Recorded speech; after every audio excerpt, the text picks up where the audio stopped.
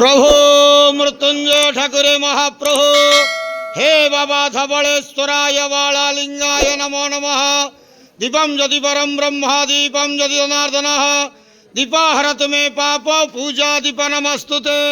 अहे धवलेश्वराय बालालिंगाय नमो नमः। संसार सुखी रखंतु। आज पवित्र धर्मर मास कार्तिक मासर अला नवमी शुभ शुक्रवार समस्त श्रद्धालु भक्त मानक आशीर्वाद करंतु। मनस्कामना पूर्ण करंतु। कर्म क्षेत्र उन्नति करंतु। ग्रहरिष्ट खंडन करंतु। जगतर मंगल करंतु। विश्वर कल्याण करंतु। आपणकर नाम विख्यात करंतु। सेवकर डाक श्रवण करंतु। समस्त गुआवसा भक्त मानकर मनस्कामना पूर्ण करंतु।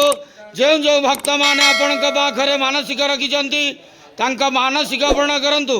धवलेश्वराय बालालिंगाय नमो नमः। संसार सुखी रखंतु आनंद केवार हरि बोलो।